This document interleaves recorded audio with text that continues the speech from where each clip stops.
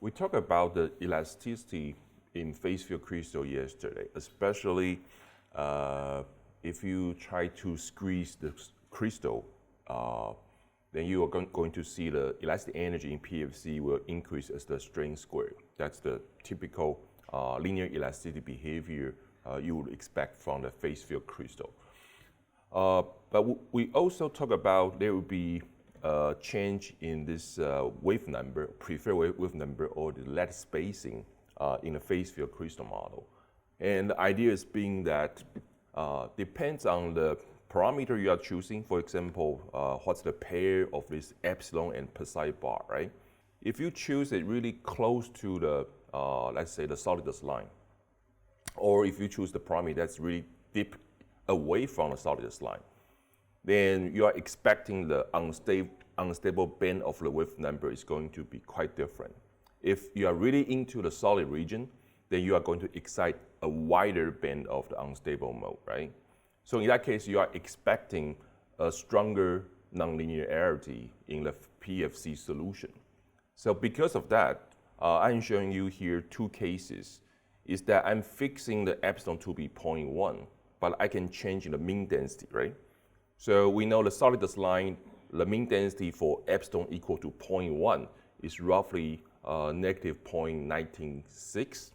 So here, if you see two parameters, one is a little bit away from the solidus line, and this one is much more close to the solidus line. So this simulation, you are expecting it's going to have a minor nonlinear effect, which means a smaller second mode contribution. So if you look at the shift in, or what would be the adjustment for the unstrained lattice parameter, you are going to see the minima is a little bit smaller than like 0.2%.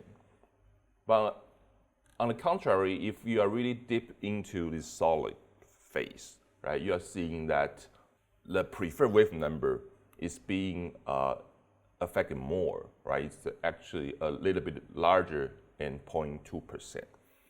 So that's something you might need to take care of. Before you would like to study elastic-related material science problem, right? So you need to know what would be your stress-free solid. You have to set up properly for that. Yeah. So of course you can even bring that psi bar closer to the solidus line, and you are expecting the modification or changes in the system dimension is smaller and smaller. Okay, so that's just to give you one more example as a continuation of our discussion yesterday. So basically what we covered yesterday is the linear elasticity, right? We basically showed that because of this Laplacian +1 kernel, that's where you expect the linear elasticity coming from. And because in the amplitude equation formulation, the displacement of atoms or the deformation or the strain is only associated with the amplitude of the density profile, but not the mean density. So in the PFC, you are expecting, when you write down the amplitude equation, you are expecting the strain relaxation occurs at a much faster time scale than the diffusive time scale, right? So, but as I just mentioned yesterday, if you want to have a better control that to separate those two time scales, you can use something called a modified phase field crystal model. It's a work done by Professor Prof's group, so you can check them out. So today, mainly I will talk about applications, right? So you know your system can properly describe the solid-liquid interface property, and you know your system can discover the linear elasticity. So in the solid, you have very good physics. On the interface, you also know it captures the classic density functional theory. So based on those two properties, I'm going to talk about few applications. For example, in the solid, now you are expecting the linear elasticity. So, and also you have all the atomic detail description of atoms. So you are expecting the formation of dislocations, right? So what would be the strain field around the dislocation? And if you have an array of dislocation, then you can have grain boundaries. And whether the PFC can give us something realistic, like we are expecting a restructuring law, right, from this classic calculation, and whether the PFC can also reproduce that elastic response. And few more advanced applications that involve the grain growth at the nanoscale. So I'm going to talk about the application of PFC on that, and also the grain boundary grooving. And if we have time, I will talk about the stress-induced surface instability. Okay, so that's our plan today. Okay, so let me quickly jump to where we left yesterday. Okay, so there are two ways you can model, based on the PFC, there are two ways you can model a solid response. The first way is just to run the PFC simulation, and the field basis the density field, right? And once you have this density field, if you want to evaluate more, evaluate certain properties such as like strain and stress, then you have to pinpoint the location of the local maxima of the density. And from there, you can also get the elastic response there. But the other way is actually to run the amplitude equation. So you can refer Z von Huang's paper for more detail. But the idea is doing a multi-scale expansion, right? We are expecting that you can expand the density in terms of powers of square root of epsilon. So just have some insights and plugging back to the free energy functional of PFC or directly into the evolution equation, then you are going to recover this form of the free energy functional, and also the evolution equation will be those two. And from here, just like I just mentioned before, you see that the time scale or the evolution for the phase or for the amplitude, basically. So the strain or the displacement of atom basically will be taken care of by this amplitude evolution. And anything that involves the mean density changing, which is the diffusive process. So you can see the bottom one is basically the Allen-Kahn evolution should occur at a faster time scale than the diffusive process. So PFC sort of separates those two physical processes by itself, right? Just by saying that the strain to certain approximation that does not involve the density changes. It only involves like local displacement. So you can use the amplitude to describe that well, right? So that's where we end up with yesterday. All right, so today we're going to talk about like dislocations and grain boundary in the PFC, right? Because you have all this atomic description, you have the atoms-like structure. So you are expecting to have like dislocation structure and also like the grain boundaries. And mainly I will focus our lecture on 2D structures, but in the sense you can also extend your knowledge to the 3D like BCC, FCC structures, okay? So since it's only a 2D structure, we can only have edge dislocations, right? So this is one example that when you run the PFC simulation, what you can do is to set up a really low angle symmetric tilt boundary. So if the symmetric tilt boundary, the misorientation is really, really low, then you are expecting the distance between dislocations is going to be very far away. So then in that case, you can treat each edge dislocation individually and trying to measure what's the strain field or the stress field associated with it. All right. So one way to get this edge dislocation is just by putting a symmetric tilt grain boundary, a low angle one. All right. So here I draw the lattice plane from top to bottom, and you can see here there's one extra plane inserting in this direction. So here is an edge dislocation. So one way to identify the Burgers factor is by the very common procedure, right? Just go around the lattice, like I'm going from, I'm arbitrarily taking a starting point.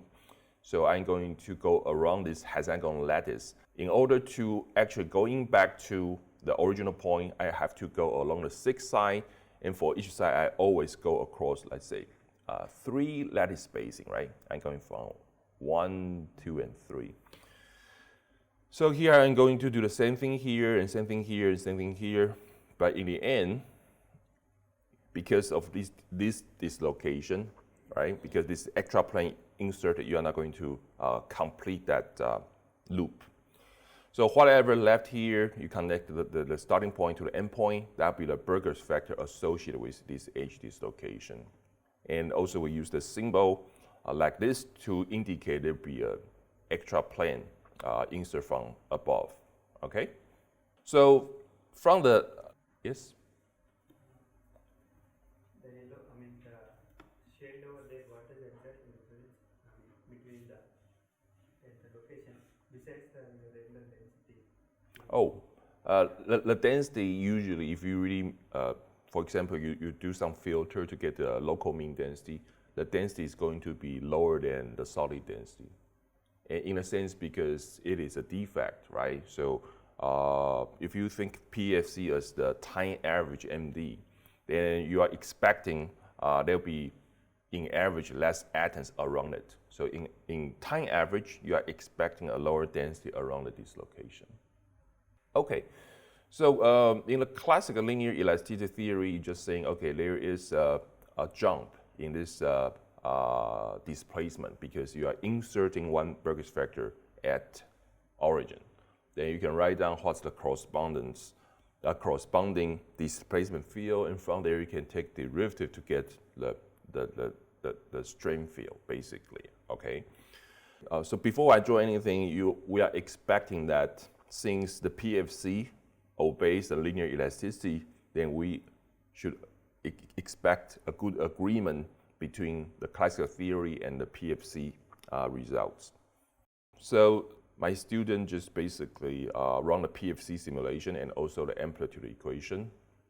And from the amplitude equation, you can check, you can see the details how you can get the strain field from the amplitude. Right? You can refer to Spacek's article in 2010. So in the amplitude equation, right, you know how the amplitude going to vary over the space, and you just take certain derivative, you are going to recover the corresponding strain field. And for the PFC simulation, you have to accurately pinpoint the atomic position, and from there you have to choose a reference frame, and you can calculate all the strain field corresponding, right? So you can see the agreement between the classical theory and the PFC, the amplitude equation. That's the epsilon xx. And also here I show you the xy and the yy. So it depends on how you adjust the color map, but you can see there's a resemblance between the classical theory and amplitude equation and phase field crystal. So I think for PFC, I mean, just around the core, right? You couldn't really identify where the atom is, but a little bit away from the core, and there you should be able to pinpoint relatively accurately the strain field accordingly. So that's why you have this kind of messed up structure over here. But other than that, I think from the symmetry, you will see a very good agreement between the PFC amplitude equation and the classical theory. All right, so that's just for one edge dislocation. And for 3D structure, of course, you can look at the screw dislocation, things like that. All right. So I think people have already done that. You can do a search on this dislocation or screw dislocation in the PFC. You can find very good reference on that as well. Okay, so let us move on to an array of dislocations. Also, basically, the grain boundary in the phase field crystal. So something you are expecting is if you have two grain, they don't have the same orientation, and you put them together. So on the interface, because the crystal structure, they don't match at every places. So there will be some places they're trying to kind of negotiate and make some adjustments. So that's where you will see the dislocation along the boundary, right? So a very quick introduction or something you should know about, for example, the symmetric tilt boundary, is that here is just a figure showing you the edge dislocation, just like I showed you before. There's one extra plane insert on top.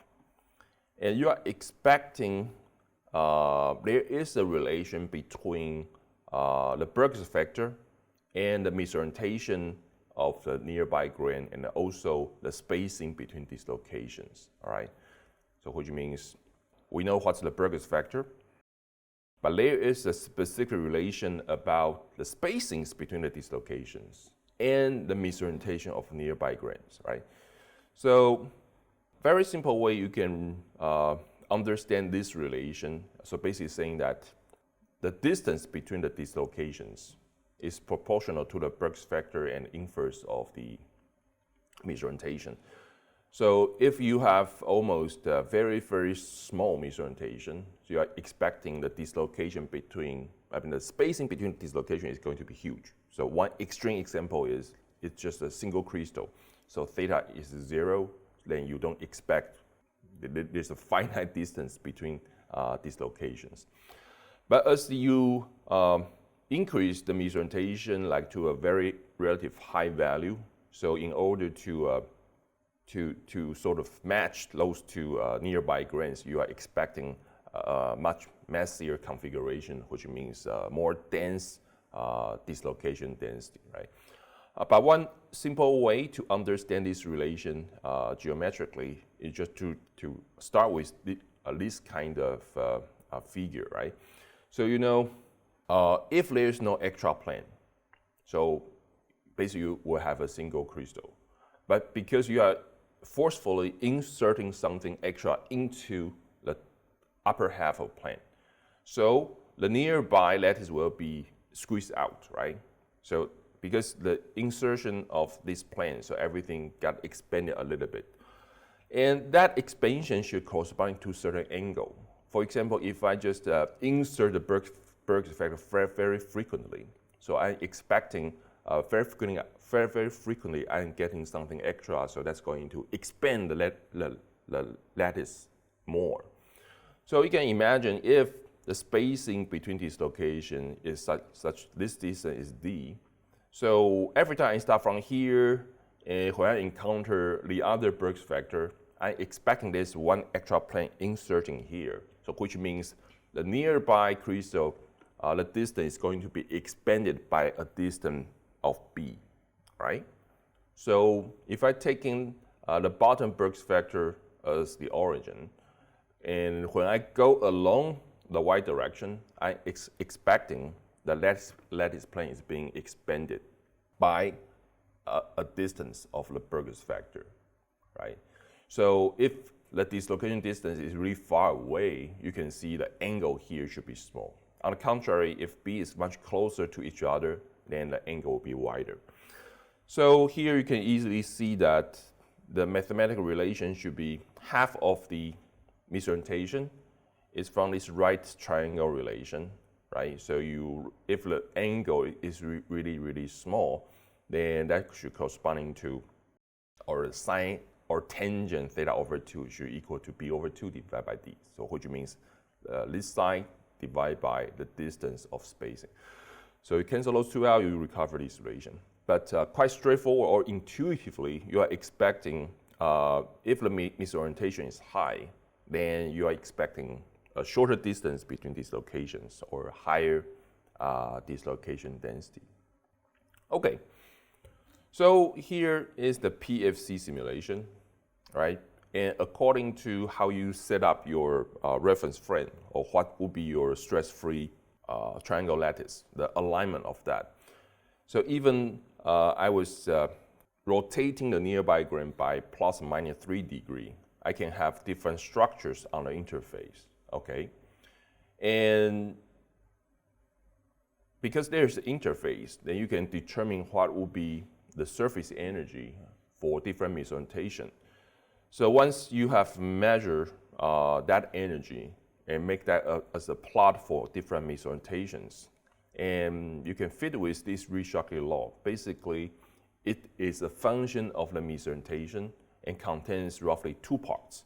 One part is only linear with theta, right? And that comes from the core energy, right? Because each core will associate with certain energy. And if you have a low or if you have really high misorientations, then you are expecting a larger dislocation density, and that's give you something proportional to the theta. And the other contribution is from that kind of insertion of extra plane. So it's going to give rise to a strain energy in the solid, and that contribution is going to give you this theta log theta contribution. So you are expecting the Ricciardi law or something like that for those two different configurations, and then you can fit with the Ricciardi law separately. And why you are expecting different relation? Because we know there's a part of contribution is from the core energy, right? So the top figure here you see, because our choice of the triangle lattice is the orientation. The core structure is just composed with one single Burke's factor that will be parallel or in the horizontal direction, only one single dislocations. But if I just rotate the triangle lattice by, let's say, 30 degrees, right? Then I just put those two crystals together again. And because the orientation of my triangular lattice, so now I will need a combination of two Burke's factor. Also, let me show you the detail here, right? So on the top one, I just marked the Burke's factor, and it's a very simple relation you are expecting is that the grain boundary normal and the Burke's factor should parallel to each other. For the bottom configuration, you cannot have, because we know we have a planar interface or a planar grain boundary. So the interface normal is parallel to the x-axis.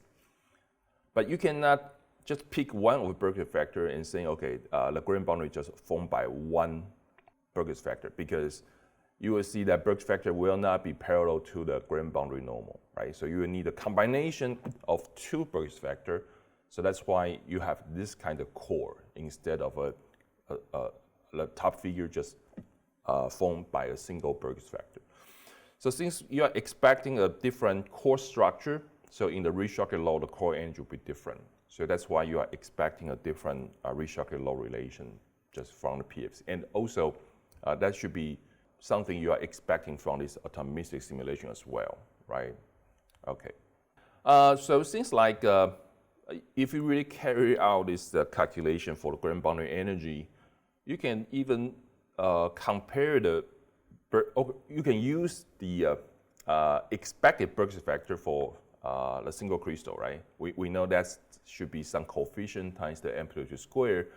You will see that actually is a pretty good approximation, and you can get a really good fitting for this Ricciardi law relation. Okay, so just one more detail about how to measure the grain boundary energy in the phase field crystal model. It's very similar to what we talk about for the solid-liquid interfacial energy. And I think it's better to actually use a fixed chemical potential simulation to obtain the grain boundary energy. Because when we talk about the grain boundary, we always talk about identical solid, but just rotate it with different misorientation and combine them together, right? So we don't want something that's actually the solid density. We should have a fixed solid density, right? But if we just start with the fixed, the conserved dynamics for the PFC, because you can see the dislocation usually will have a lower density. So if I only require the overall system, the mean density is a fixed value. Sometimes if the system is not large enough, you will have a different solid density as the configuration changes. So for example, if I go from like misorientation like 6 degree to like 10 degree, So you're expecting more and more low density state along the interface, right? But if now I just request the system to have the overall the same density, but the larger instrumentation will have a more lower density state at the interface, which means the solid density will be slightly higher than the lower density one, right? Lower instrumentation one. So in most of the cases, you probably wouldn't notice that difference. But in order to really calculate the grain boundary energy, which refers to you have exactly the same crystal, but just rotated away for a certain angle. And if you just run a fixed chemical potential simulation, that will guarantee the solid density is always the same value, right? So if you're using a periodic boundary condition, actually you are expecting two grain boundaries, right? One is here and the other is here, right? But just for simplicity, I only draw one grain boundary. And the solid density is a function of chemical potential, right? That's why we prefer to use this fixed chemical simulation. And you can refer to previous lectures. That's a process to minimize the grain potential, and that's why you are expecting this kind of evolution equation. So anyway, if you run this simulation, the grain potential of the overall system will be the grain potential of the solid times the total volume of solid. And because there's an interface here, right, then you will have a contribution from the surface energy. And the interfacial energy always is the excess energy relative to the reference state. And since we are using the fixed chemical potential, the reference state will be just simply two solids in contact with each other, right? And since it's a fixed chemical potential, that will be just the first term. So from here, if I divide this relation by the total volume, so you will get this grain potential density, right? So that's something once you simulate the Helmholtz, after you finish the simulation, you can plug into the Helmholtz free energy, get a certain value. You, in addition, have to include this extra term to have this grain potential, and that's just grain potential per volume, right? And because I divide by volume, the last term would be 1 over Lx. But in theory, you can get omega from your simulation. And omega s is just for a single crystal, right? You can just set up a one unit cell simulation to figure out accurately what's this omega s. So just by one simulation, you should be able to get this gamma GB, the grain boundary energy. All right, but there's something you can do to simply relate this grain potential with the Helmholtz free energy, or the grain potential density to the Helmholtz free energy density, right? Because we know the relation between the grain potential and Helmholtz free energy is this. So I just use those two relations for the total grain potential and also the solid grain potential, and just plugging that. Rearrange terms, you can clearly see that on the left-hand side, you have this free energy Helmholtz free energy density for the total system. And on the right-hand side, you have just the solid Helmholtz free energy. So I just move, I keep that term here.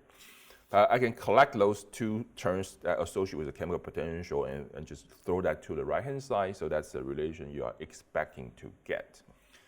So also, the method is being documented in Melanchthon's 2009 paper, or 2008 paper, about this pre-melting phenomenon. So just by doing this expansion, if you can determine the solid free energy very accurately, and since we know what will be the total densities and what will be the solid density I'm choosing, so you can figure everything straightforwardly and get this grain boundary energy. So that's one way to do it. But the other way, it takes a little bit approximation, but that can give you the grain boundary energy in a much simpler fashion, which is that if I just tailor expansion this solid free energy density, right, around the total mean density of my system. So this is just a Taylor expansion to truncate to the first order.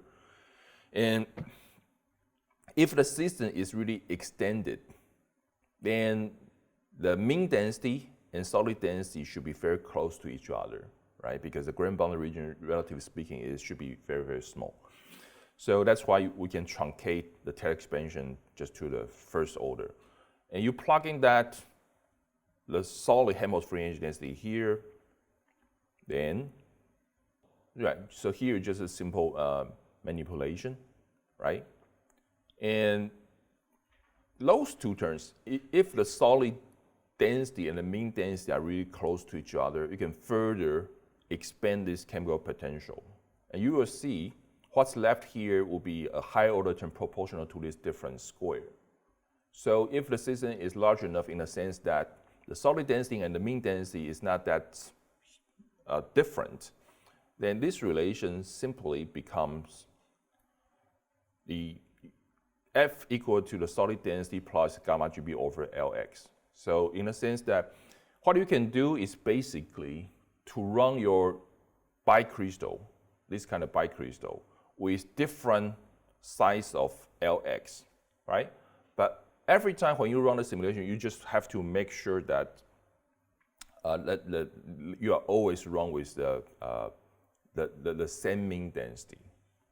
So each time you just change your system dimension with this fixed mean density, and after system reaches equilibrium, you measure what's the free energy density F here. So in the end, just make a plot that's F versus 1 over Lx, and the slope of that will be your gamma GB. All right, so I did the calculation. Actually, it gives a pretty good result, right? So this way is simpler because in that case, you don't even need to know the number Fs here, right? Because that will be the intercept of this F versus 1 over Lx fitting. So if you just run several simulations, you just have different points. The only thing you care is the linear slope, right? Okay, so that in that way, you can ignore this information. All right, so that's how you can determine the grand boundary energy here. Okay, so this part is basically to show you that if you do this calculation, you can sort of convince yourself. Of course, you already know that the solid of PFC simply reproduce the linear elasticity. So you are expecting the shock load should be rediscovered in the PFC. All right, I'm going to show you some nice feature coming out of PFC. And if you are working on dislocation dynamics, feel free to give me your feedback on how the PFC behave compared to other methodology. So there is a quite well-known phenomenon about this grand boundary motion.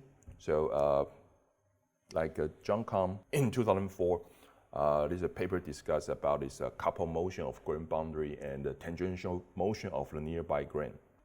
So as expected, right? So if you have a very, very low angle grand boundary or very, very high angle grand boundary, you are expecting that for low angle grand boundary, the dislocation or defect structure on the interface is going to be very discrete. So in a sense that over a certain distance, you are going to discover the other dislocation. But the distance in between, you can actually see a very nice lattice plane coming from one side and turn an angle to the other side, right? Because just for low angle, you are expecting most of the crystal or lattice plane can connect only at few places, like where the dislocation is, the structure they don't match, so they form dislocation structure.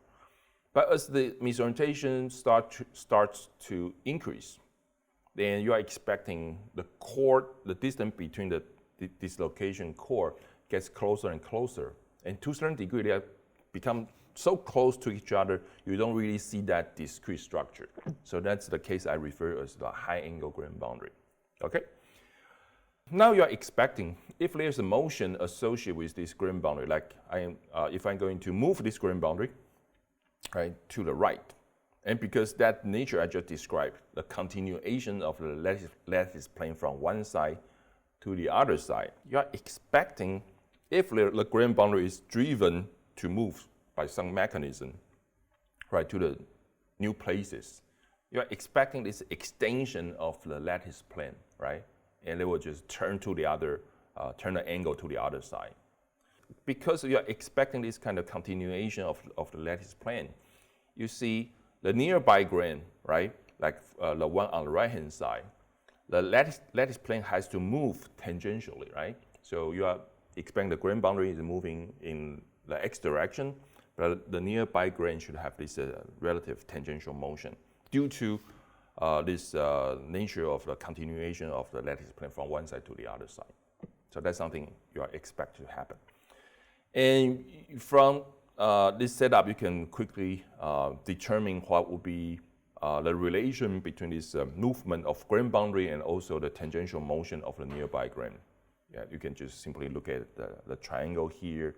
You will see that the velocity of the normal motion of the grain boundary has a relation with this tangential motion of the nearby grain by this angle beta or angle theta here, right? So everything you can deduce from that simple geometry of your setup of grain boundary. But on the contrary, what you are expecting for the high angle case is there is no so-called correlation or continuation of lattice plane. It's just so many dislocation core overlapping each other. So there is no information that needed to be exchanged across the interface. So you can easily have this grain boundary sliding, right? You just have the grain boundary move to somewhere else, and the lattice plane, they don't have to connect and continue at a certain point and go over to the other side. There's no such relation at all, right? So in the classical theory, we usually consider any kind of surface to be a continuous structure. So there is no detail like dislocations, right? So the classical continuous theory usually can capture this high angle behavior very well. But for the low angle case, you have to switch to something atomistic, right? Like MD simulation or dislocation dynamics. And usually continuous theory couldn't capture this low angle grain boundary behavior. So if we just set up the low and high angle case in the PFC, you are going to see the evolution of the grain growth and just recall of these two kind of feature and see whether the PFC can reproduce this kind of behavior, right? So that's the first set up something very simple. Let's examine the high angle case, right? And since it's not that easy to really move the planar grain boundary. So here I just show you a circular grain embedded in a single crystal, and the misorientation is like 20 degrees. So because 20 degrees is really high, so you have this a lot of dislocation core overlapping with each other. So you have this continuous structure. Even you zoom in, you wouldn't see a very discrete structure along the interface. And the driving force will be the pressure difference of the nearby grain, because there's a curvature effect here. So the surface area will provide as a driving force, as a pressure difference. So something you are expecting from the classical theory for this kind of continuum interface is that the radius of this circular grain square is going to decrease with time linearly, okay? So here is a plot. Let me show. Is that a movie? Yeah, here's a movie, I think. Right, so you just set up a high angle grain in the center, and that evolution evolve.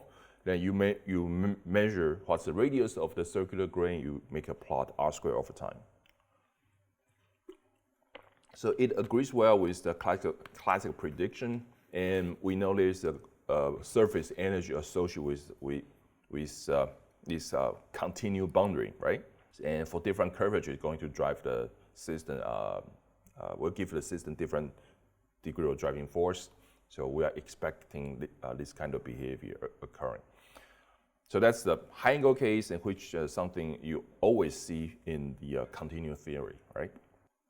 So how about the low misorientation, right? So here is the case for the 5-degree misorientation for the center grain. Because the misorientation is low, so you can really see a discrete dislocation just distributed along the grain boundary interface, right? So the way I set up simulation is just very easy. I'm just saying for certain radius away from the center, so inside would be 5 degrees. So you can see That's the zoom in of the center part. So everything in the very beginning, within certain area, that'll be 5 degree rotated. Other than that, should be like aligned very well. That should be a 0 degree setup. So you can nicely just choose your system dimension to fitting this kind of PFC setup. Okay? So the classic prediction is basically saying that the energy of the system is associated with the grain boundary energy, right? So if for certain instance there will be a circumference 2 pi r, then the total energy will be 2 pi r times the grain boundary energy at that instance, all right? So we know the system is going to minimize the free energy of the system evolves. So if we are going to minimize this free energy, right? So R is going to decrease, so delta F is going to decrease as well. But we would also expect that if the angle can change, then the gamma GB from the prior Ricciardo relation, as you might recall that at lower angle, the gamma GB is smaller, right? You have this kind of relation. So maybe just from a pure guess, you probably would think as the grain evolve, right? The center part, the misorientation will also decrease as the grain shrinkage, right? So you have double effect as the radius reduces, right? Delta F is actually decreasing. And in the meantime, the gamma GB also decrease because the misorientation decreases. So what actually happened, so just let me show you that, is that I'm going to play this movie first, right? You will see the dislocation, the spacing between them getting closer and closer to each other. So let me play that again. Because the circumference becomes smaller, so you are expecting the spacing between dislocation becomes smaller and smaller. And here, just to zoom in, so I will also show you the time evolution. So initially it's 5 degrees. You see it's rotating, right? If you pay attention to the later stage, let me show you again. So in the very beginning, slightly, that's the 5 degree lattice plane. Right? You're seeing the grain is rotating clockwise, so which means the misorientation is increasing instead of decreasing, right? You see that again, it's initial 5 degree, but actually everything, for certain instances, let me check, right? So that's sometime earlier, and if you go toward the later time, sometime earlier is here, you go later time, it's rotating to a higher misorientation. So it seems kind of non-intuitive. How come we are expecting the system going to relax the energy, but in the meantime, during this process, the grain boundary energy actually increases because the misorientation increases, right? Okay, so it goes back to what we just introduced, the couple motion, because in this shrinkage, right, you have all sides of boundary coming in. So just to simplify the explanation, you can just say, okay, for example, on the top side, so everything is shrink toward the center, so you can think there is a normal motion toward the center, right? Basically, normal motion coming down in the negative y direction. And also, for this side, there's normal motion also go toward the center, that's in the negative x direction, etc. But we know if there is a normal motion, then the nearby grain there will be a tangential motion. So let's say, for the sake of simplicity, there is nothing moves for the outer grain. But once there is a normal motion of the grain boundary of this side coming down, then the nearby grain has this tangential motion as indicated in the direction of this white arrow, right? And for this side of grain boundary, if it comes in here, it basically can just rotate the frame and figure out that the tangential motion of the inner grain on this side should have a downward motion, etc. So you just do the same thing for each segment of the grain boundary. You will see there is a kind of shear force, right, on the center grain. And that direction is clockwise. So that's why you would expect as the grain shrinks, the center misorientation increase over time. And that's just not from the energy argument. It is just something fundamental due to the continuation of this lattice plane from one side to the other side. Then nearby grain has to follow that geometric constraint. So because of that, you are expecting the center grain, the misorientation actually increased instead of decreasing over time. Okay, so we can also sort of, it's okay, yeah. So you see here I plot the misorientation, that's over time. And also, if you plot the R square over time, you still have a very nice linear relation.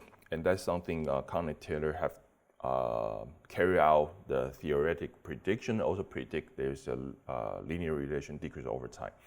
And that calculation involves just taking into account when the grain shrinks, the surface energy also changes as the grain rotation. But by using that relation and the Ricochet law, and also assume the mobility of the grain boundary have some certain form, you will end up with also that relation. And this relation is being verified in using the PFC, basically. Okay? All right. So just to showcase what the PFC can do, or with the technique I showed you before, so here is a snapshot of this, the same thing, 5-degree angle.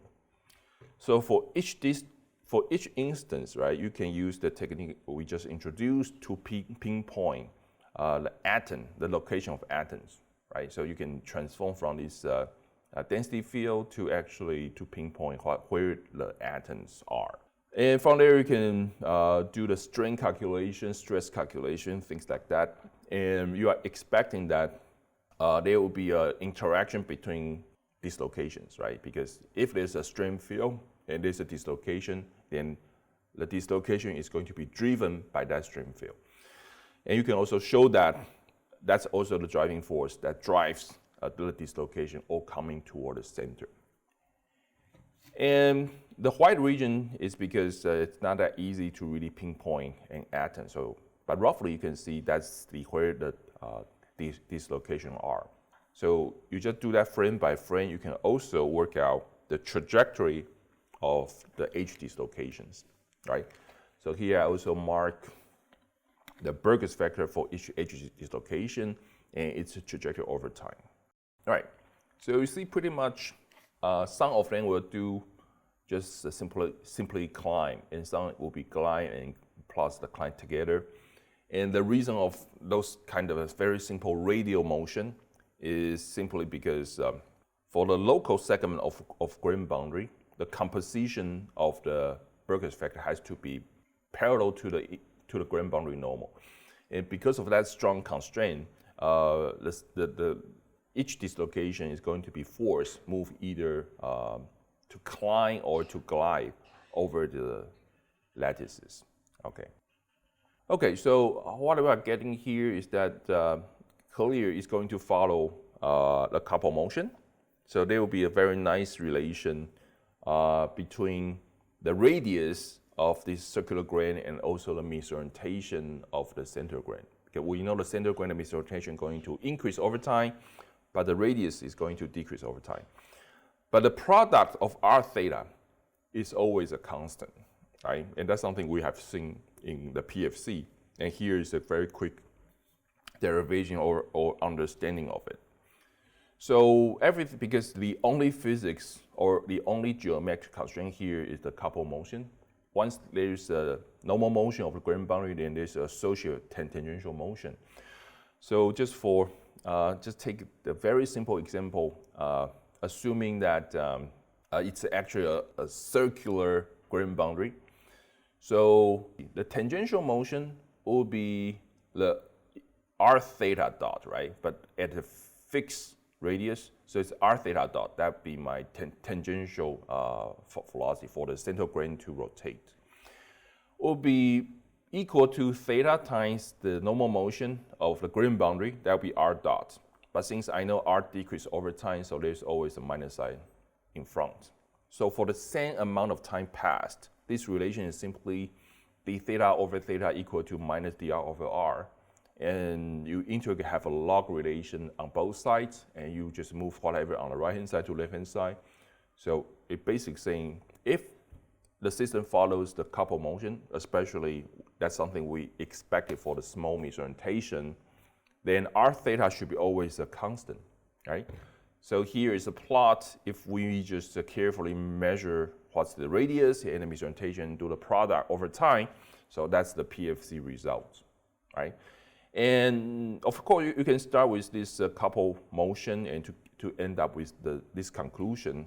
But the other simple argument is basically saying that the misorientation of the grain here is associated with the average spacings between dislocations, right? Because we know if very frequently you will encounter dislocations, which means nearby grain, there's a lot of extraplane inserted. So that will give you a larger misorientation. So in a very, very simple case, you are expecting the misorientation just equal to Berger's factor divided by the spacing between misorientation, right? So for a circular grain, the circumference is just 2 pi r, and assuming there are like n dislocations, so this relation, so 1 over d will be n over 2 pi r. So simply plug in that. Then you multiply r to the other side, then you are expecting r theta equal to, b is the Berger's factor, that's not going to change. N is the number of dislocation, but just like what I show you here, there haven't been any like annihilation of dislocation happen here. So the number of the dislocation is still conserved and 2 pi is a constant. So you can also use this argument to show that you are expecting r theta. The product is also a constant.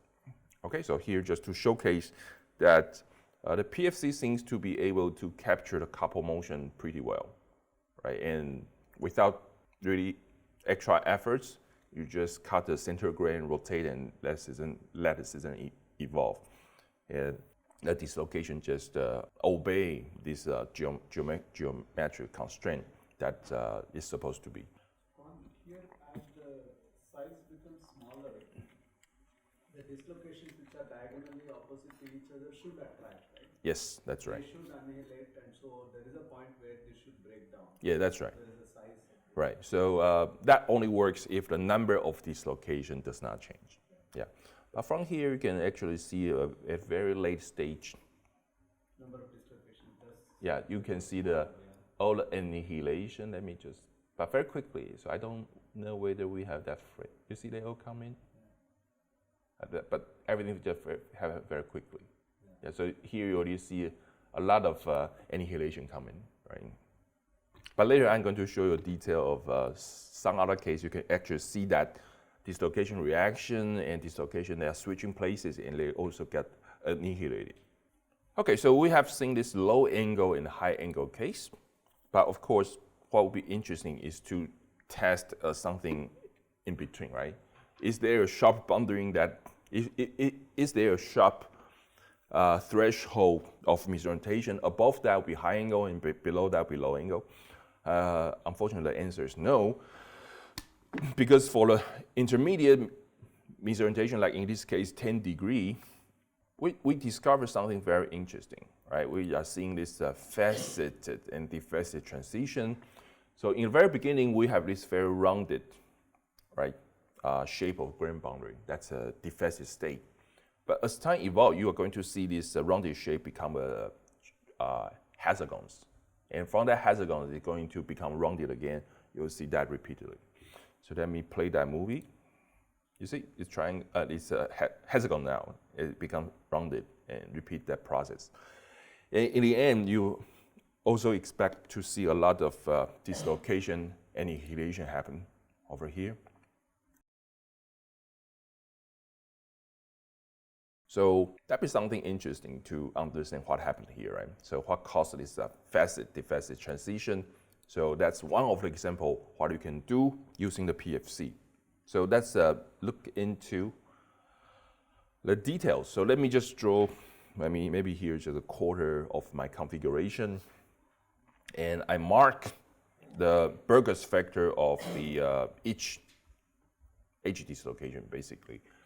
All right, so that'll be also some nice exercise to for you to make to run a simulation and identify what's the corresponding Brooks vector. But here, just an example, I'm using 3 different colors to represent 3 possible Brooks vector, right? I mean, 3 out of 6, but I'm showing you only the bottom left frame, so you only have 3 possibility. All right, so as you can roughly see very quickly, the grain boundary normal, right, locally, and you can identify the normal of grain boundary at different places. And for example, here you have grain boundary normal roughly along this direction, and then you can also see the local average of Brooks vector, right, is also point along the grain boundary normal. But for example, you can also see here because the interface normal is along the y direction, and because the Brooks vector in that case, you can also have this y direction Brooks vector. So for the place here and here, fine, you will have only one kind of Brooks vector composed of the grain boundary. But for something in between, because you have a grain boundary normal that's not along the let's say the theta equal to zero angle and also the 120 degree, right? For something in between, you have to combine Brooks vector in order to have a different grain boundary normal. So that's actually a Frank formula that's being predicted or formulated. So PFC also captured that aspect very well. Okay, so initially we have this kind of rounded interface. So what happened next? So you can just make a frame and frame, just examine the density of Brooks vector, how it goes frame by frame. So you start to see the grain boundary, the grain shrink a little bit. So everything moves a little bit. But just pay close attention. I'm drawing here is that you are going to see a switching of position of those 2 Brooks vector. And the reason can be understood as follows. Because you have those 2 green Brooks vector, right? But when the grain shrinks, you are expecting the distance between those 2 become a little bit closer. But the Brooks vector, I mean, for dislocation with the same direction Brooks vector, they tend to repel. So one easy way for them to do is, as the grain shrinks, they are going to sort of adjust their location. So in that case, you actually reduce the elastic energy a little bit, right? So you are going to see that behavior happen repeatedly, right? And because of this nature, especially you would have like a pair of dislocation, and some of the grain boundary will only being composed by a single dislocations, right? But because the dislocation is kind of disordered structure, so actually you are expecting the structure can change a little bit quicker if the local structure is more disordered. So in a sense, during load dynamics, you are seeing actually a little bit faster radial motion for this kind of pair structure, right? Their core is bigger and it's a little bit more mobile than all those single dislocations. So what's going to happen next is actually you are going to see a faster shrinkage rate for this kind of interface. But for those grain boundary composed with a single kind of Brooks vector, it's going to move slower. And because that's fast, slow dynamics, you are going to see for those sides not going to move very much over time. So that will leave behind what kind of stuff around it, and you are going to see these kind of facets coming out, all right? So let me see. All right, so later on here, you are going to see what? The switching of, you see, the previous frame, the next frame, they are going to also switch.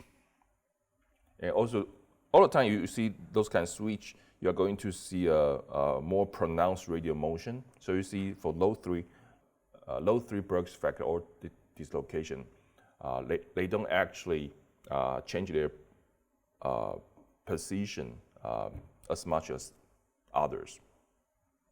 right? So once again, you are going to see that switch of their position, and always you can argue energetically that should happen.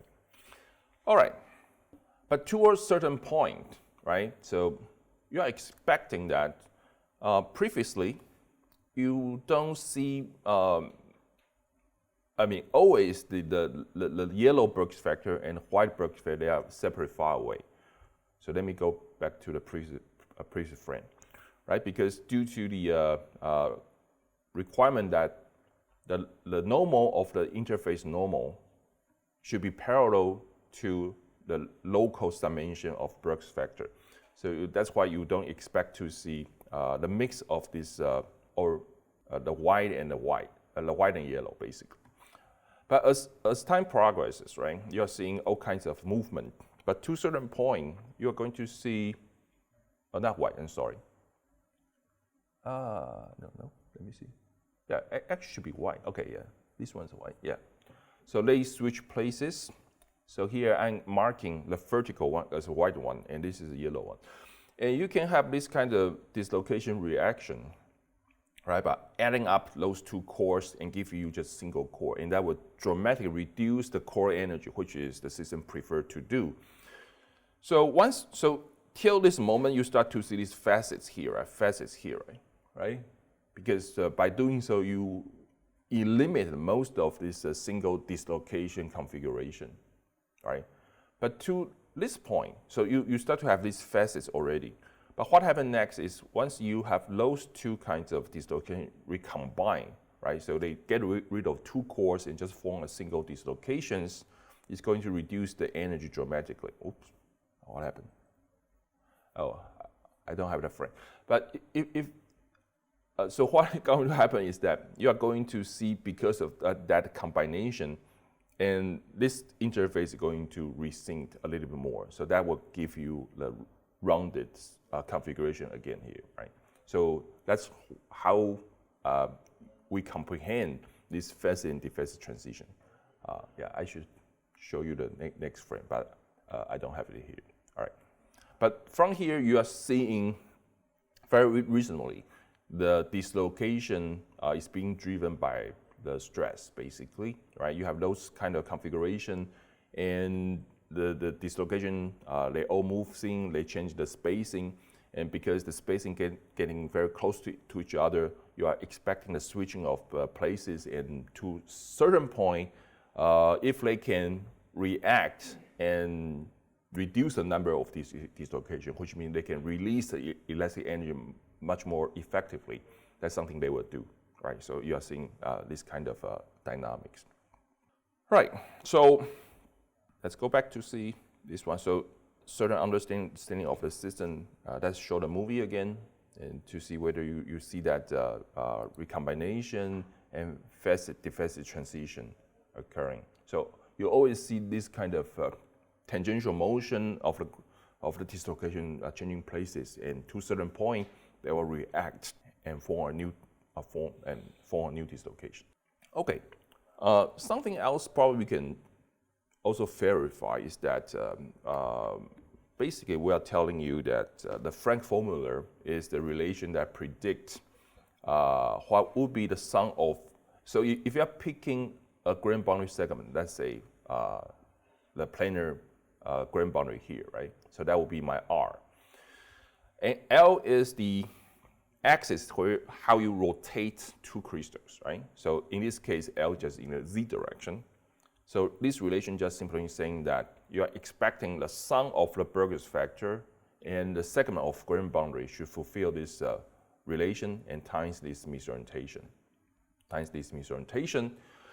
So you can simply examine that for very simple symmetric tilted boundary, then that relation is going to be fulfilled. But in addition, what happens if you have a symmetric tilted boundary? You can also carry out a calculation, and if they are not symmetric, then you are expecting the distance between one kind of dislocation would fulfill some relation, and the distance for the second kind of Burgers factor will fulfill the other relation. All right, so that's something for you to check out as well. But the bottom line or the takeaway message is that The PSC, because it captures the linear elasticity and also the defect structure.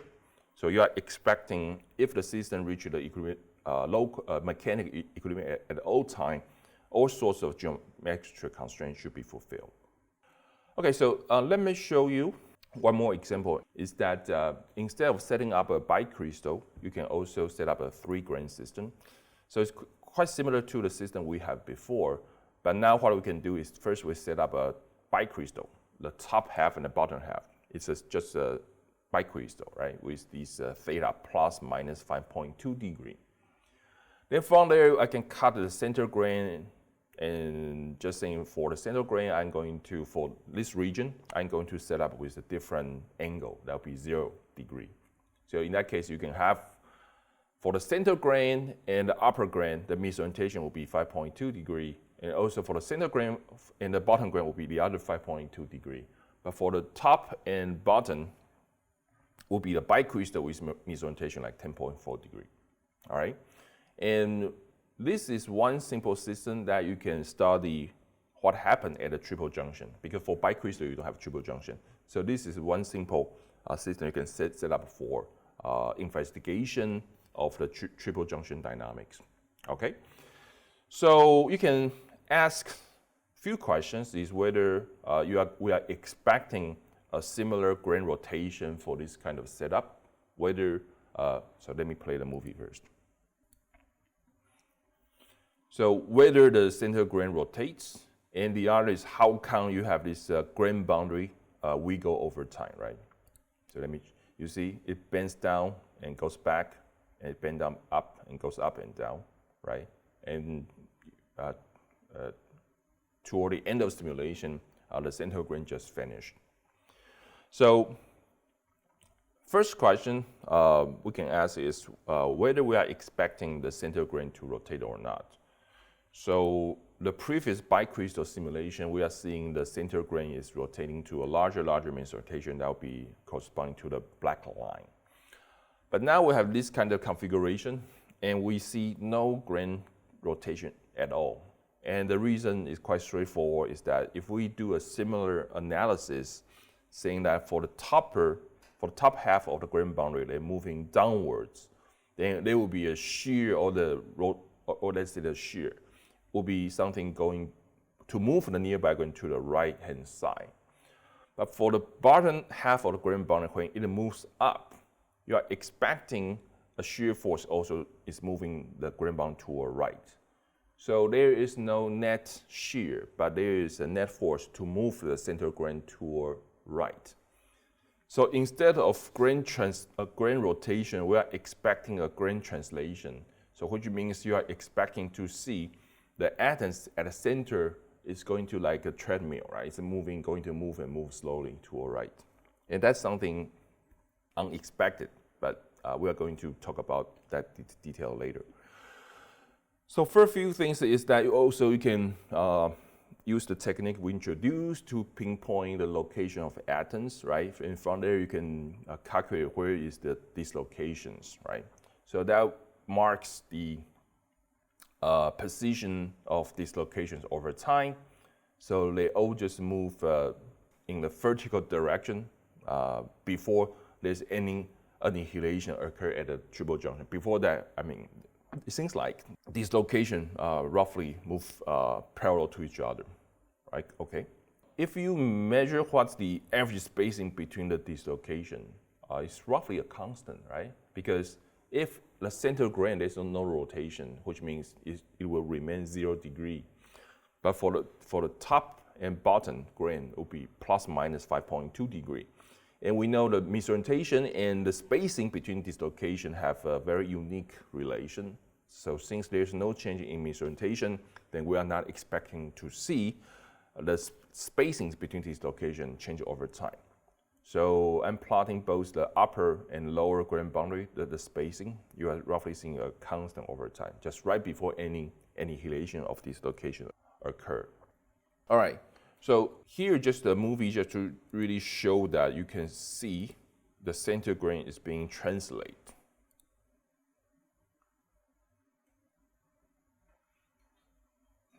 right? So you can see that translational motion. And if you do a very careful measurement to see the two sides of grain boundary, right? What's their distance versus this tangential translation of the center grain? It shows a very nice linear relation, okay? But the slope of that is slightly different than the coupling motion, right? Okay. Let's just move on and talk about what happened at the triple junction. Yeah, you would imagine there would be like stress buildup, right? You have a lot of atoms coming at this side, but some atom is missing because you are pulling the atom out of this place, so you have this translational motion. But that's not the case, actually. You will see the nature actually have a very smart way to arrange this translational motion. I'm going to tell you the story later, okay? But let's first look at what happened for this grain boundary wiggling, right? We are seeing of that kind of grain boundary not being flat, is going up a little bit and down a little bit. So here just mark the Burgers factor for each dislocation, right? So in the very beginning, it's flat. And what happened next is, okay, those two Burgers factor, they can combine, right? If you have one of this like 60 degree, this 180 degree, then they can recombine into this 120 degree, right? So first you will see those two, they recombine, right?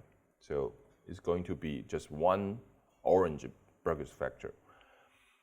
But again, you are seeing that the system, they don't actually prefer dislocation of the same Burgers factor, right? They come too close to each other. So there is repulsive forces between the dislocations.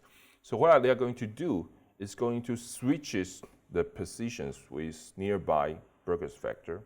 And by doing so, we know locally the sum of the Burgers factor, that factor, would be the grain boundary normal.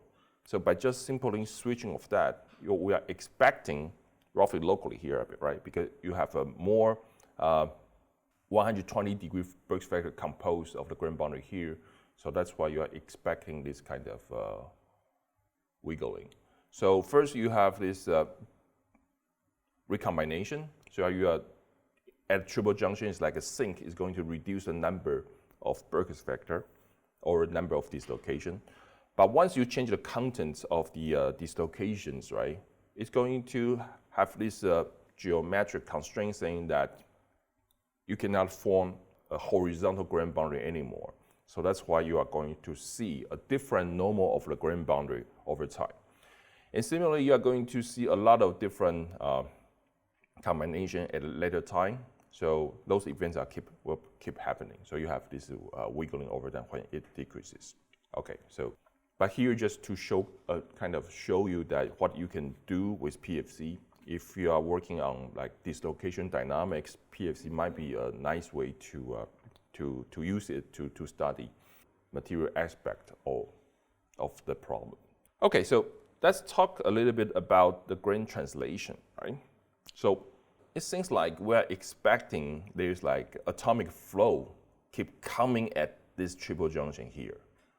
But in this actually less and less atom, right, at this location. So it's like you are going to have a void here and like very strong kind of compressive strength here. That's not actually what it happens here.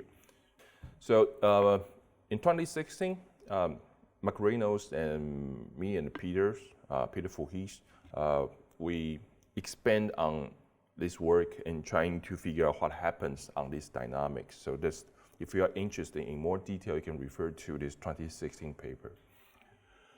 So what happened is that we know the top grain boundary is going to move downwards, right? So we know there is a tangential motion associated with the inner grain and also the outer grain. So let's say for the inner grain, if there's a motion toward right, and for the top grain, there's a relative motion toward left. So locally, what's going to happen is that around the dislocations, on the top side, you are expecting the grain is shifting toward left. And at the bottom, right, like here, we are expecting the grain boundary, the inner grain has this tangential motion. So roughly you can think it's around the edge dislocation, as the edge dislocation coming in, locally you can imagine local crystal, there is a rotation. So in the direction on the top, there's a local atomic motion coming this way, but at the bottom, there is something going out.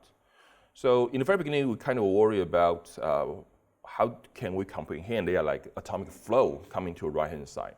And you can imagine there's a lot of this kind of local rotation. And each rotation will basically bring the atom out, right? So there's a lot of this occurring here, and also on the bottom half will be the other direction. So this kind of, you can think a local vortex, right?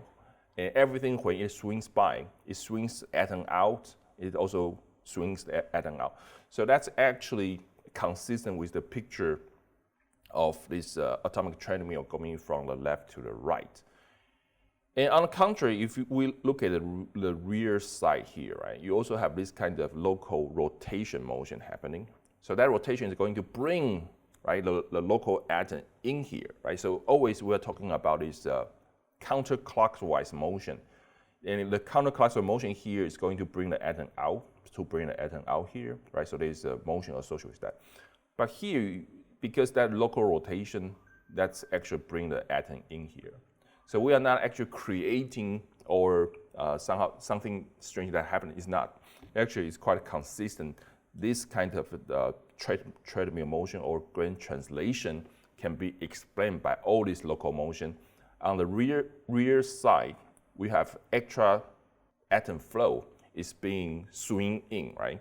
On the top, we have this kind of local motion. So outside and inside here, everything is like on the top will be counterclockwise.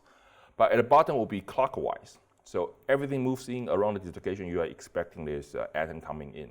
And here, atom coming out, right? So that's a kind of consistent picture. We are just using the PFC, and we know the PFC is going to give us something, the couple motion will lead us with this correct description of this dislocation motion. So we are also expecting this kind of behavior can be observed in other atomistic method like MD. All right. Okay, so here I just show you a few simple cases that what PFC can do. Of course, it's quite a simple setup. And you can also do a really polycrystalline simulation to really study a larger grain or 3D, how this, even in 3D you have screw dislocation. For FCC, even you have like stacking fault and things like that, right? Okay, so let me just introduce you one more topic that's actually, I think is very exciting because this is one example that we actually use the PFC to find that at the atomistic scale, the classical theory, which only assume a continuous interface, should break down.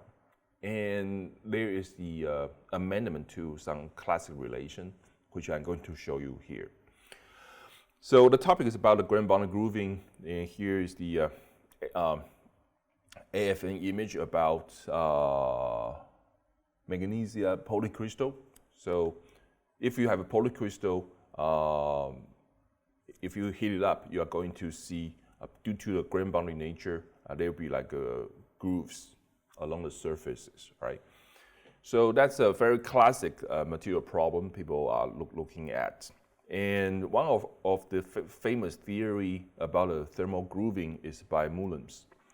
So he basically derived a very nice relation saying that when grain boundary grooves, you are expecting to this to see a shape preserving dynamics over time, which means the shape of the, you will have a deeper and deeper grooves, but the shape of that will remain the same over time. All right, so there's a paper you can check out, but basically says that the depths and also the widths will be always a constant, and you can show that the depth will scale with the t to the 1/4 power. Okay. All right, but during this derivation, Mullins make an assumption saying that there's a triple junction because I have this one grain in contact with the other grain, and on top will be the third phase, right? Either the liquid phase or the vapor phase. So during this derivation, he's assuming that the dihedral angle at this triple junction is always a constant because classically we just treat the grain boundary and let's say the solid liquid interface here and solid liquid interface here, they are all continuous structure. So there's no reason that we are expecting a dihedral angle that will change over time. All right, so with that assumption, you can reach this result. So here we are going to take a closer look at the dihedral angle. So whether this dihedral angle will follow nicely the Young's equation. And the second question is whether this dihedral angle during the grain boundary grooves, the dynamics, would it remain a constant over time, or we are expecting something like dihedral angle will change over time? I mean, if the dihedral angle changes over time, then the assumption is not valid. I mean, a fixed dihedral angle assumption is no longer valid. Then this kind of time independent groove profile, of course, requires some amendment. Okay, so just some fundamentals about this triple junction, right? I have grain 1 and grain 2. Let's assume it's a symmetric tilt in contact with the liquid. So usually if we have 3 continuous boundary and we know the solid liquid interfacial energy and the grain boundary energy, then we can predict this dihedral angle, right? So that's, you can simply derive the balance of the surface tension and the cosine of this 2 alpha. Maybe I have this something extra, something's wrong, but it's related to the ratio of the gamma GB and 2 times two times the gamma solid liquid.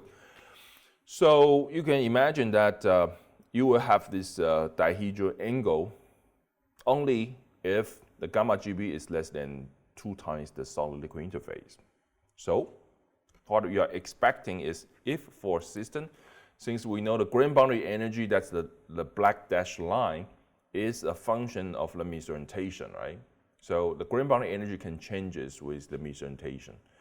But the solid liquid interface roughly is the same if we don't consider a very strong anisotropic material, right? So that is roughly a constant.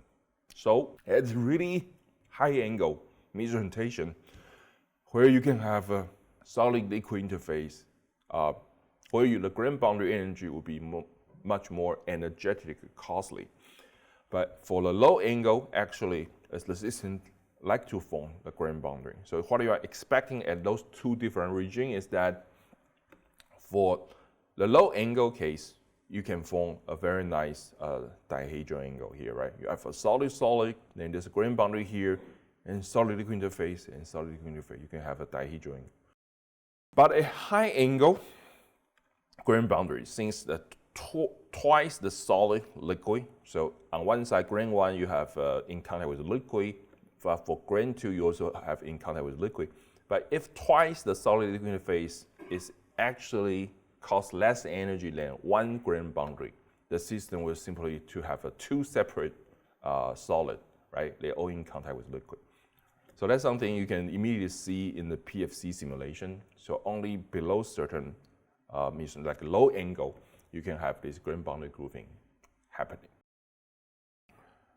All right, so now clearly the grain boundary structure here is no longer, because for the low angle we are expecting to have this grain boundary grooves, right?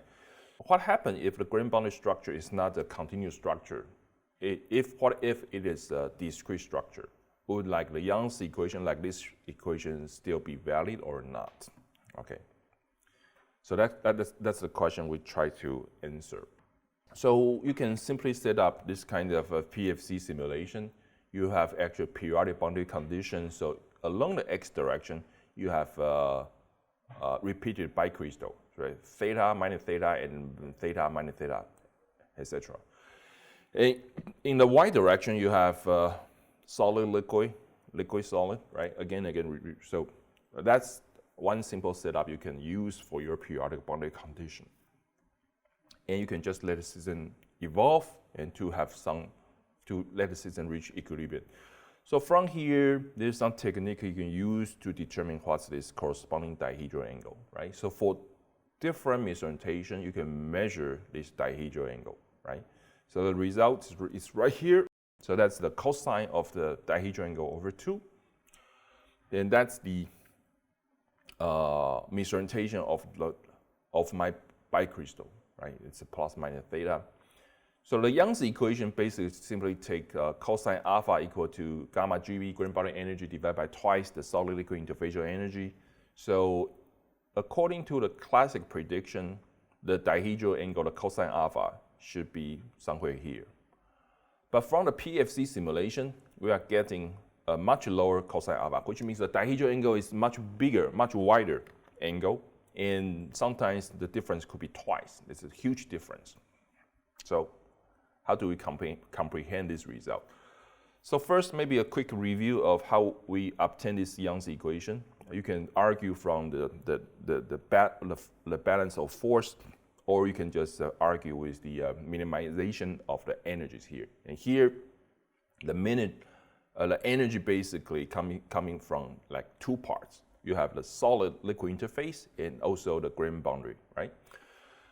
So if the interface is like being reduced or changed by this delta L, then you are going to see the solid liquid interface, the area or the length is going to change by certain amount just by this very simple right angle relation.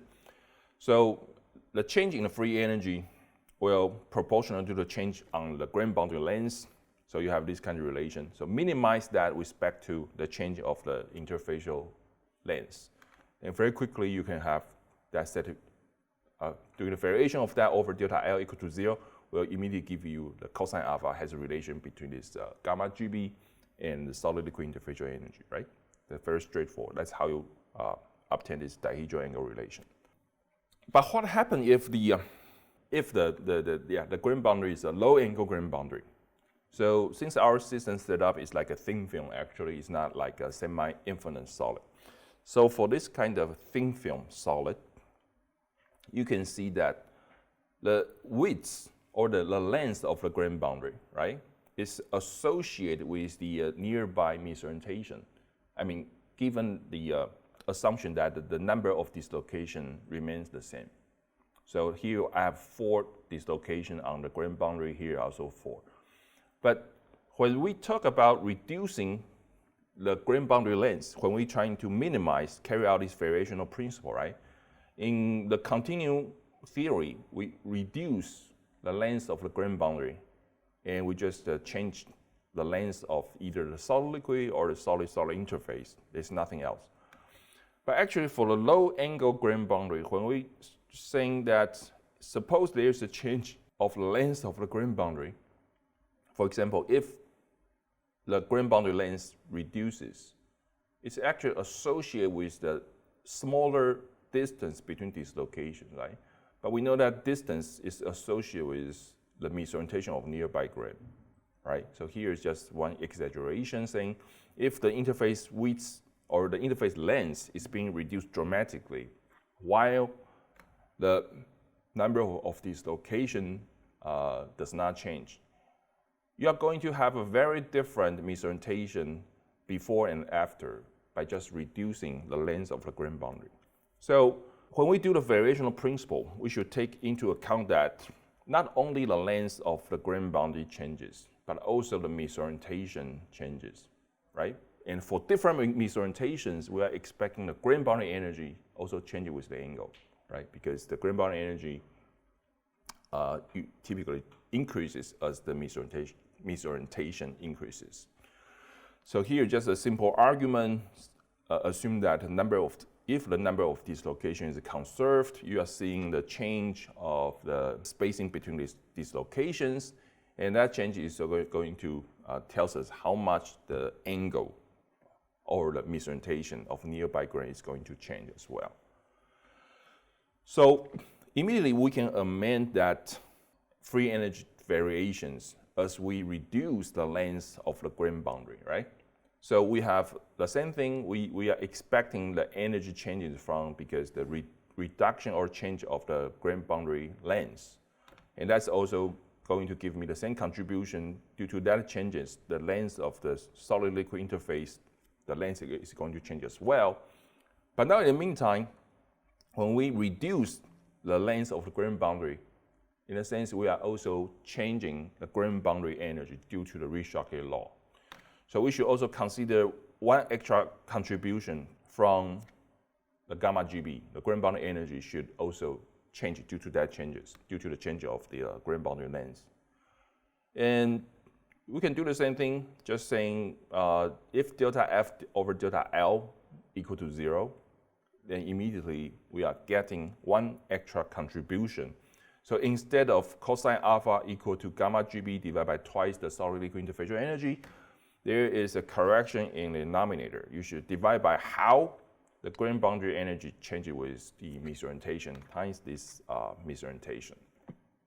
So if we just implement that changes, and first we can do is just use the Ricochet law relation. Just theoretically, we can fit what's the core energy, things like that. And just plugging that into this d gamma d theta, right? Because the Ricochet law basically tells us how the grain boundary energy changes over the angle, the misorientation. Then we're getting a very simple relation, a linear relation with the misorientation. So if I plot that line, that would be this straight line, right? It's a linear relation over here, right? But since we know the Ricochet law, always when we do the fitting, only for really low angle, it fits well. For relative, when the angle gets bigger and bigger, it's not that good distribution, especially when we expect the core getting closer and closer, and somehow they overlap. So instead of just plugging the Ricochet law, we can actually just use the data point to evaluate the d gamma GB over d theta. If we do that, the prediction will be the red curve, so which means our theory is spot on. We use the PFC and find something is not right, and you can ask the question whether it is something insufficient in the PFC so you don't get the right physics, or actually something should, or the classic theory should be revised because the discrete nature showing in the PFC or showing in the reality.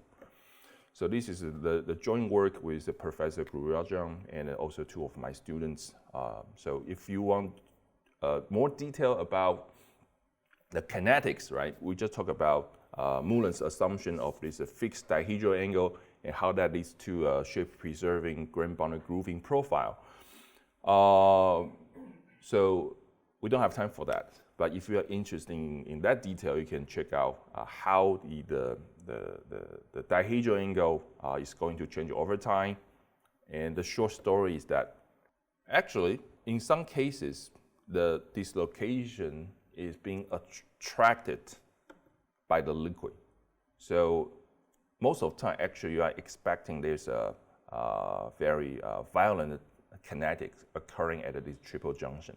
So that will play a role, a very important role in studying this grain boundary grooving dynamics, right? So if you're interested in knowing more detail, you can check out this paper. All right.